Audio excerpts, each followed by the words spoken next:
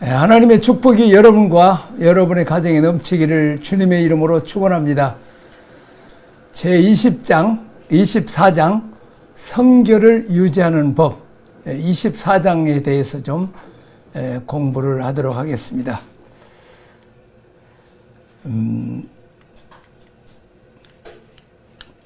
본문 말씀을 보겠습니다. 레위기 24장 1절부터 4절까지입니다. 여호와께서 모세에게 말씀하여 이르시되 이스라엘 자손에게 명령하여 불을 켜기 위하여 감나무를 찧어낸 순결한 기름을 내게로 가져오게 하여 계속해서 등잔불을 켜 둘지며 아론은 회막간 증거궤 휘장 밖에서 저녁부터 아침까지 이 앞에 항상 등잔불을 정리할지니라. 이는 너희 대대로 지킬 영영한 규례니라. 4절입니다. 그는 여호와 앞에서 순결한 등잔대 위에 등잔들을 항상 정제할지니라. 이제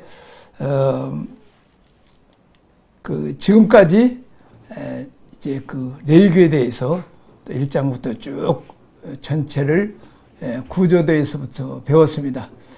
레위기는 예배에 대한 책이고 특별히 제사장들이 어떻게 제사를 지내야 할지, 또 하나님께 나아가는 예배자가 어떻게 예물을 준비하고 자기 자신을 관리해야 할지를 가르쳐주는 아주 중요한 책이 바로 레위기가 될 것입니다.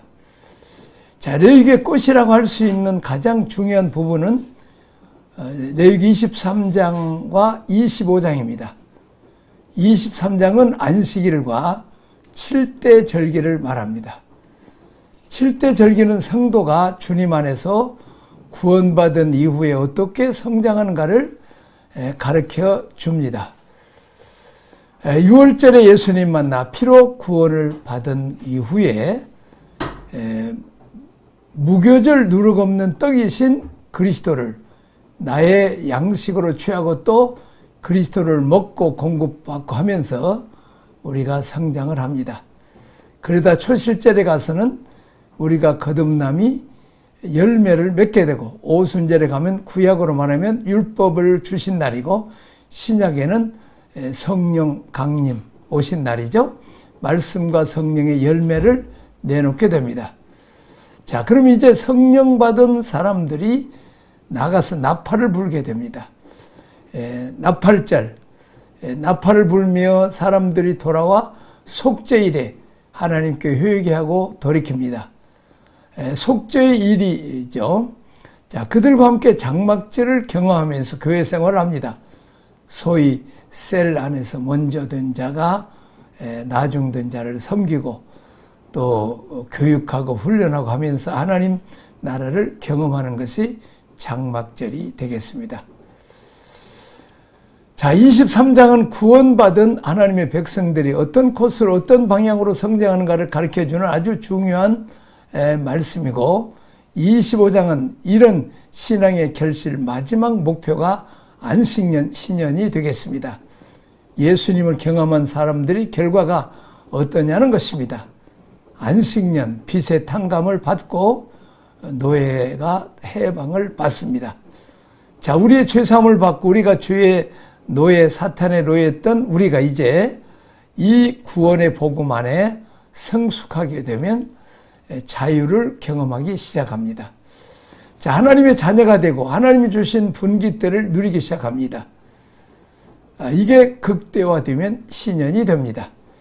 7 안식년이 지난 그 다음에 50년째가 되면 우리가 빚에서 탕감받고 빚진 거죠. 빚진 것에 탕감받고 노예에서 해방될 뿐 아니라 더 나아가 기업이신 그리스도에게로 우리가 돌아갑니다. 그래서 그리스도의 모든 것들을 우리가 누리게 됩니다. 아주 복음의 최고의 목표입니다. 이렇게 레위기 23장과 24장이 레위기 전체의 예배자, 하나님께 제사하는 사람, 하나님께 나오는 사람들이 갈망하는 목표를 갖습니다. 이게 마치 이 하이라이트죠. 하이라이트를 보여주는. 근데 그 23장과 25장의 한 가운데 24장이 있다는 것이 소위 샌드위치처럼 24장이 들어가 있습니다. 앞에하고 뒤에하고 문맥이 잘 안 맞습니다.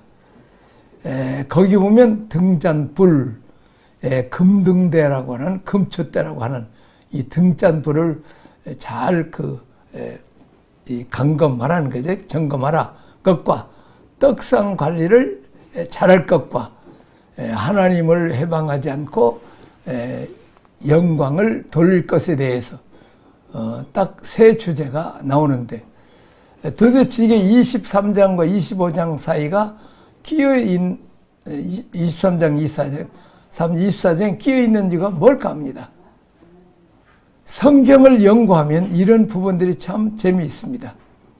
하나님이 12장 다음에 13장 이유가 뭘까? 24장과 23장과 25장 사이 24장을 뒤에 이유가 뭘까? 이것을 좀 연구하는 거죠. 거기서 세 가지 중요한 주제가 나옵니다. 자, 우리가 이런 영적 성장과 하나님에게 제시하신 목표에 도달하기 위해서는 세 가지를 주의합니다. 첫째는 등대를 잘 관리하는 게 등대를 잘 관리해야 됩니다. 자, 두 번째는 뭡니까? 두 번째는 이 떡상 관리를 잘하는 거예요. 자, 세 번째는 뭡니까? 이 하나님의 영광을 돌리는 소위 향단 관리를 잘 해야 합니다. 자, 오늘은 등대에 대해서를 좀 배우겠습니다. 다음에는 떡상에 대해서입니다. 그 다음에는 하나님께 영광을 돌리는 향단에 대해서 우리가 같이 말씀을 나누게 될 것입니다. 성소를 관리하는 이 24장 샌드위치처럼 안식년과 신형 바로 앞뒤로 해서 절기 바로 뒤에 있는 24장의 내용이 성소를 잘 관리하는 것입니다. 우리가 영적인 안식일을 누리고 축제의 삶, 절기의 삶, 그리스도를 많이 누리는 삶을 살기 위해서는 세 가지 것을 주의해야 합니다. 자, 첫 번째, 등대 관리를 잘 해야 합니다. 등불 관리를 잘못하면 오늘 우리 설교 제목을 한번 볼까요? 당신의 성소에 불이 꺼지지 않게 하라. 등대의 불이 꺼지지 않게 하라. 등대의 불 꺼지지 않게 하라. 되겠습니다. 당신의 성소에 불이 꺼지지 않게 하라. 불 꺼진 창은 좀 쓸쓸하지 않습니까? 불 꺼지지 않도록 주의하라는 것입니다. 자, 미국 사람들이 사용하는 농담 가운데 이런 말이 있습니다. 이 지구상에서 가장 개발이 안 된 암흑지대는 아프리카나 시베리아가 아니라 바로 당신의 모자 밑이다. 여기라는 것이 여기 제일 개발이 안 됐다는 거죠. 자, 우리 속담에도 비단 말이 있죠. 등잔 밑이 어둡다. 자기 자신의 어두운 면을 사람들이 잘 모른다는 것입니다. 남의 눈 속에 티는 잘 보면서 자기 눈 속에 대들보 같은 큰 죄는 못 본다는 거죠. 또 우리가 얼마나 위대한 사람인지 하나님이 우리를 얼마나 대단한 존재로 우리를 불러주셨는지 우리가 구원받은 하나님의 자녀들이 하나님 앞에 얼마나 존귀한 존재고 영광스러운 존재인지를 사람들이 잘 모른다는 것입니다. 자, 그랬습니다. 우리가 예수님을 구주로 영접하면 예수님을 통해서 하나님의 생명씨가 우리 안에 들어오면 우리는 하나님의 자녀가 되는 권세를 갖습니다. 근데 하나님의 직업이 뭐예요? 만왕의 왕, 만주의 주입니다. 다시 말하면 왕의 아들딸이고 재벌집의 아들딸이라는 거예요. 이 세상의 모든 왕들을 다 합쳐도 재벌들을 다 합쳐도 하나님 한 분만 못합니다. 자, 그렇게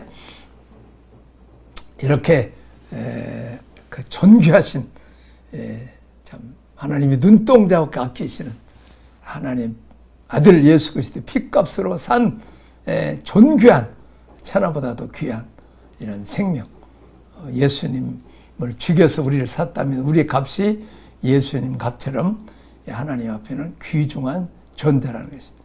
자, 우리 자녀들은 눈에 넣어도 뭐 아깝지 않다, 아프지 않다, 뭐 이런 말들 쓰죠. 자, 우리가 하나님 앞에 얼마나 영광스럽고 존귀한 존재인지를 우리 사람들은 잘 모른다는 거죠. 그리고는 열등의식에 왜곡된 자아상에 매여서 자기 자신을 평가절하하고 자기를 낮추는 것. 심지어는 예수를 믿는 사람 중에도 이제 자살을 하고 베란다를 어성거리는, 복음을 잘 모르니까 그래요. 내가 얼마나 존귀한, 하나님 앞에 얼마나 존귀한지, 하나님께서 나를 얼마나 사랑하신지, 내가 얼마나 엑셀런트한 존재인지를 잘 모르는 게 나는 거죠. 사람들을 교회를 다녀도 그런 식으로 다닌 사람들은 엉터리입니다. 자, 복음을 알고 훈련을 받고 내가 얼마나 존귀한 사람인지, 내가 얼마나 위대한 일을 감당할 수 있는 사람인지, 내가 얼마나 많은 사람들에게 선한 영향력을 끼칠 사람인지 우리가 알고 당당하게 우리가 살아야 됩니다. 이 시대가 그런 시대예요. 부담스럽습니다. 아주 교회 다녀도 달라진 게 없는 사람들이 많아요. 부부관계, 자녀를 대하는 태도, 언어가 안 바뀌어지고 표정이 안 바뀌어지고 그렇습니다. 참 우리는 어떻습니까? 내가 어렸을 때 너무 가난했어요. 옷도 제대로 못 입고 머리도 못 감고 목욕이라는 건 아예 못하고, 왜냐하면 뭐 그냥 우물이라는 게 동네 어디 한 중간에 있어서 어머니가 물덩이로 이고 가서 그 식구가 10식구 넘는데 겨우 밥이나 먹고 이렇게 국이나 끓여서 먹고, 그러니까 뭐 그냥 새순물 이렇게 대 하나 해서 그냥 다 그냥 코에다가 해서, 그러니까 뭐 얼굴도 완전히 때가 끼고 그렇게 형편없고 가난한 나라. 나무 껍질, 소나무 껍질 벗겨 먹고 풀 뜯어 먹는 정말 짐승만 또 못한, 짐승도 그렇게 참 대접받지 못한 그런 형편없는 우리 어린우리들이 이 세계에서 10대 부강한 나라, 온 세계 가도 코리안 하면, 제가 젊은 날에 그 독일에 갔더니 항상 물어보면 당신은 자파니스냐고, 일본 사람이냐고, 아니면 차이니스냐고, 그리고 아니면 또 어디냐고, 한국이랑 어디 붙어 있는지도 몰라. 그래서 그냥 중국 밑에 일본 위에 그렇게 얘기가 겨우 그러냐고. 참 그런데 지금 세계 우리 케이팝이고 드라마고 한국 사람 보면 그렇게 존경스러운, 참 그렇습니다. 우리가 우리 선교사 하나 있는데 필리핀에 그 한국에서는 그냥 퇴학을 몇 번씩 당하고 그냥 불량 청소년이 되고 노랑머리나 들이고 그냥 귀걸이나 하고 또 이제 뭐 그냥 청바지나 찢어진 거 입고 팔진하고 다니는 아주 그런 행편없는 그런 것들인데, 거기 선교사님 복음 전해서 말씀 잘 듣고 기도해 줘 성령 체험하게 하고, 너는 존귀한 자다. 그리고 이제 돈들은 있으니까 필리핀에 먹을 것만 주면 애들이 줄줄 따르면 그냥 걔들은 영어를 그래도 제법 하니까 막 그렇게 해서 어디 가든지. 그리고 이제 우리가 그 선교사님 또 이제 그 애들 과외수 해갖고 뭘 하면 하숙 치러 가지고 이제 그거 갖고 이제 쌀을, 좋은 악기발이 쌀 해서 이제 쌀도 주고 반찬도 주고 밥도 주면 우리 사모님이 또 이제 음식을 잘해요. 전조분이라. 그러면 이제 우리 그 애들 노티보이를 그거 나눠주라 그래. 사실 맛도 별로 없는데 그들을 배고픈 그들은 너무 맛있으니까 막 줄 서서 이 노랑머리한 애들이 가르치고 애들이 막 찬양하고. 그래서 나중에 이제 변화돼서 뭐 이렇게 외국 유학도 가고, 참 그러면서 형편없는 한국에서는 그렇게 멸시천대 받는 노티보이였는데 믿음이 들어가니까 정말 존귀한 자고 이제 영어도 잘하고 말이 그렇게 하나들이 유학도 하고 귀하게 쓰임 받습니다. 자, 첫 번째로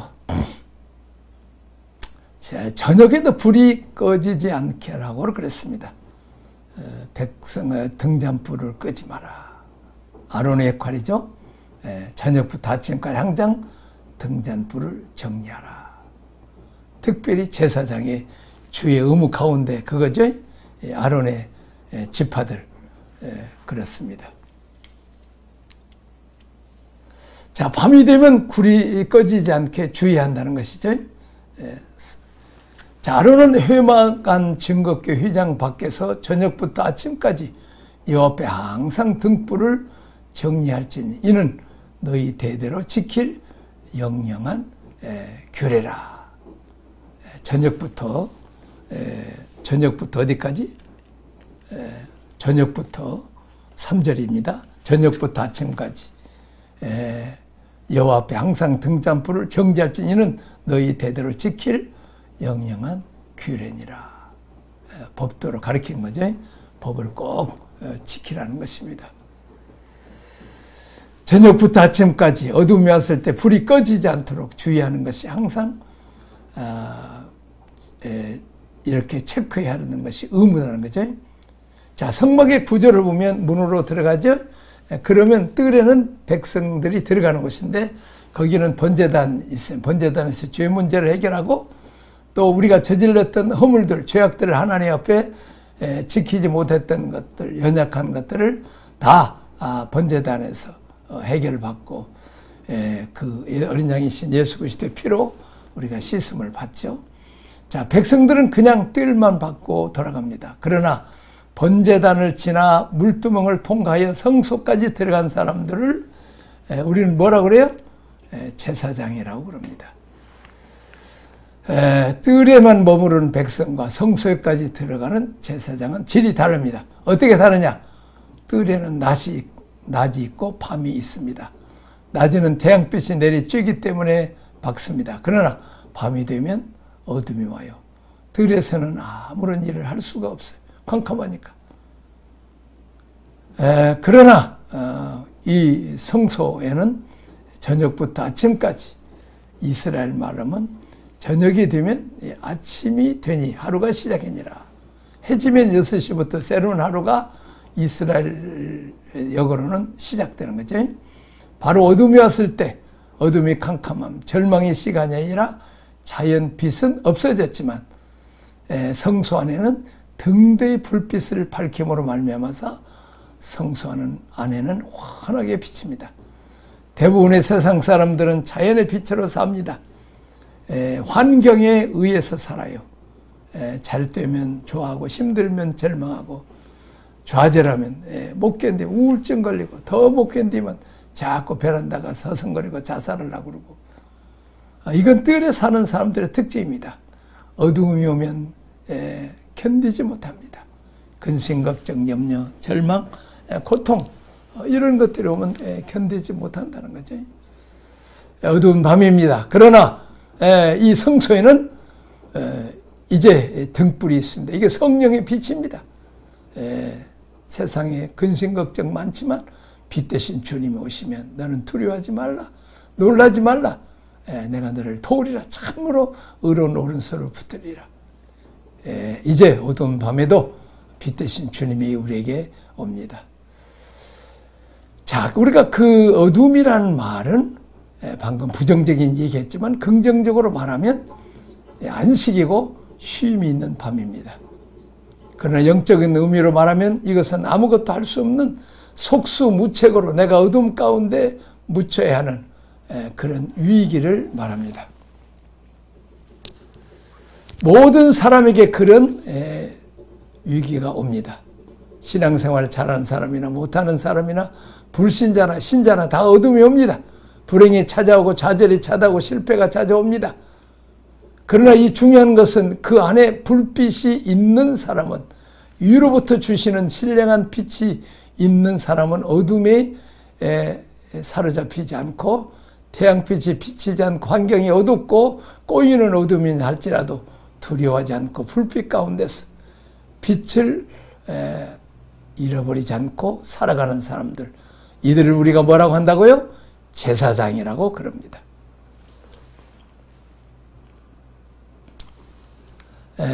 제사장, 성소를 사람들, 자기 자신의 문제를 해결하고 하나님을 섬기기 위해서 깊은 곳에 들어가고 그 하나님 또 이제 어디로 가요? 어디까지 갑니까? 지성소까지 가죠. 하나님의 공급부 전혀 다른 차원의 삶이 있음을 우리가 알아야 합니다. 밤이 오는 것은 누구나 피할 수 없습니다. 심지어 바울 사도 같은 위대한 사도도 밤을 경험했습니다. 고린도서 1장 8절에 보면, 9절을 보면, 형제들아 우리가 아시아에서 당한 환난을 너희가 모르기를 원치 않으니 힘에 겹도록 심한 고난을 당하여 살 소망까지 끊어지고 우리는 우리 자신이 사형 선고를 받은 줄 알았어. 이는 우리로 자기를 의지하지 말고 오직 죽은 자를 다시 살리시는 하나님만 의지하게 함이라. 살 소망까지 끊어지고 사형 선고를 받은 줄 알았다. 이 말은 무슨 말이에요? 우리들 표현으로 말하면 이제는 끝장이 났구나, 이젠 죽었구나 하고 절망한 어두운 밤을 말하고 있죠. 예수를 잘 믿기 때문에 위기가 안 온다, 그런 사람 불행히 싹싹 피해가서 살기 너무 좋다, 이런 얘기가 아닙니다. 똑같이 밤이 옵니다. 그러나 중요한 것은 거기서 메시지를 찾습니다. 하나님의 음성을 듣습니다. 빛이 옵니다. 너를 죽이려고 그런 게 아니라 너 자꾸 육신에 의존하고 세상을 의존하는데 무너지기 쉬운 것, 자기 자신에 의존하지 말고 우리를 죽은 자 가운데서 달리 사시는 하나님만 붙잡고 살아가도록 하기 위해서 내게 이렇게 살 소망까지 어려운 그런 그 위기와 어려움을 줬다는 것입니다. 이런 메시지, 이런 빛이 비춰오게 되면 절대로 고난이 우리를 넘어뜨리지 못합니다. 불행이 더 이상 우리를 불행하게 만들지 못합니다. 이것이 성소에 들어가는 사람들이요, 이 땅에서 제사장 삶을 사람들의 특징입니다. 성령의 조명이 아니면 일어나기 힘듭니다. 위기가 왔을 때, 절망이 왔을 때 얼마나 많은 사람들이 포기해버립니까? 신앙이 성숙한 사람과 초보자와의 사람의 차이가 바로 여기 있습니다. 똑같이 낮과 밤이 오지만 밤을 견딜 줄 아는 사람, 위기를 뚫고 나가는 사람, 그들은 빛이 있는 사람이며 위로부터 공급을 받고 있는 사람입니다. 그러나 자기만 믿고 있고 보이는 현상, 환경만 붙잡고 사는 사람은 어둠이 왔을 때 어둠에 묻혀버리게 되는 것입니다. 굳은 날이 오래되기면 우울증 환자들은 너무 견디기 힘들죠. 장마가 계속되면 마음이 힘든 사람들은 무너집니다. 목사도 마음이 무너지죠. 많이 교회 오면 눌린 사람들이 있습니다. 자, 그 사람들에게 하나님의 빛을 좀 주세요. 태양빛이 내가 원한다고 마음대로 줍니까? 그래서 성소의 불빛을 밝혀야 한다는 것입니다. 열심히 훈련하고 열심히 준비해서 불행한 날이 오고 위기가 와도 어둠에 잡히지 않도록 성소의 불빛을 밝히는 일이 중요합니다. 시편 116편 5절을 보니까 여호와는 은혜로우시며 의로우시며 우리 하나님은 긍휼이 많으시다 그랬습니다. 여기서 쓰는 긍휼이란 단어는 자궁이란 뜻을 갖고 있습니다. 우리 산모들이 뱃속에 아이를 가졌을 때 얼마나 조심스러울까. 걸음걸이도 조심합니다. 심지어 노래를 보는 거, 무슨 드라마 보는 거, 이것도 폭력적이고 선정적인 것이 잘 안 봅니다. 아이를 보호해야 되기 때문입니다. 옷도 따뜻하게 입고 배에 어떤 무리가 가지 않도록 얼마나 애쓰고 조심합니까? 하나님께서 우리를 돌보시는데 그런 산모의 마음을 가지고 돌보신다는 것입니다. 자, 우리 사모님이 산모로 있을 때 이렇게 넘어지는데 손을 짚고요. 그 이빨이 다 나가면서도 참 이렇게 배를 아기를 이렇게 보호하느라고 그냥 앞으로 넘어져서 이빨이 다 나가고 여기 몇 개가 나가고 그러면서 지금도 그 이빨을 했는데 이빨을 보면서 또 그 막내 아들 너 때문에 막내 아들 엄마 이뻐 보면 나 살리려고 엄마가 그랬다고 그랬습니다. 하나님께서 우리에게 고난을 주시고 위기를 주셨다고 하는 것은 필요하기 때문입니다. 하나님의 일에는 실수가 없습니다. 역두 정탐꾼을 가나안 땅에 미리 파송했을 때 10명은 부정적인 보고를 했고 2명은 긍정적인 보고를 했습니다. 상황은 똑같습니다. 그러나 해석이 달랐습니다. 10사람은 자기들의 관점, 세상적인 눈 환경만 봤어요. 그들의 성은 여리고 성은 철웅성이고 그 여리고 성에 또 거기 보면 아낙자손 용사들이고 거기다 비교하면 이스라엘 백성들은 메뚜기 같다는 것입니다. 다른 2사람은 거기서 하나님의 메시지를 받습니다. 맞다! 하나님께서 그들을 우리에게 밥으로 주셨지 않았냐. 우리는 땅을 미리 정복할 수 있다. 하나님의 약속의 땅이다. 사건이 틀린 게 아닙니다. 상황이 다른 게 아닙니다. 똑같은 사건이지만 보는 관점, 약속이 있는 사람, 빛이 있는 사람은 긍정적으로 말하고 빛이 없는 사람은 보이는 것만 얘기합니다. 그런 사람 입에서는 부정적인 언어가 떠나질 않습니다. 우리는 하나님의 자녀입니다. 성경이 약속하기를 하나님의 자녀들이 당하는 어떤 위기도 다 합력하여 선을 이룬다고 말씀하셨습니다. 가만히 있어. 이 사건 속에 하나님의 무슨 뜻이 있을 거야. 요셉처럼 종살이, 감옥살이 해서 언젠가 총리를 높이기 위해서 이렇게 훈련을 시킬 거야. 하나님께서 뭘 돕기 위해서 이렇게 이 어려운 환경을 배열하는지 하나님만 바라보고 참고 요셉처럼 견디고 불평하지 않으면 형통하게 되고 요셉을 인하여 보디발의 집이 복을 받는 것을 보게 됩니다. 상황만 보지 말고 상황 배후에 있는 하나님의 뜻을 본다는 거죠. 벌써 한 단계 눈이 높은 것입니다. 이런 시험 센 것을 보니까 연말고사구나, 이렇게 여유 만만한 자격시험이구나, 이 학생들에게도 시험이 있듯이 우리들에게도 시험이 있다는 거죠. 자, 왜 위기가 있습니까? 하나님이 극복하라고. 극복하면 다음 단계로 올라간다고 승전의 기회를 주셨는데 왜 좌절합니까? 비밀을 모르니까 그렇습니다. 기도하겠습니다. 하나님 아버지 은혜와 사랑을 감사합니다. 우리가 내유교를 배우되 이제 이 성소 안에 등잔불을 끄지 않으라고 했습니다. 하나님 아버지, 햇빛에는 환하고 기쁘고 즐겁지만 밖에 캄캄한 밤이 오면 슬프고 외롭고 절망과 좌절과 낙심입니다. 그러나 제사장들은 성소 안에 들어오면, 훈련받은 사람들은 이제 고난의 역경 속에 캄캄한데도 하나님께서 성령을 통해서 비추는 빛으로 빛 대신 주님이 찾아오셔서 위로해 주시고 이제 해석을 잘해서 이 훈련과 연단을 통해 마침내 복을 주실 하나님을 보는 요셉과 같이 그런 믿음을 갖게 하여 주옵소서. 예수님 이름으로 기도합나이다. 아멘.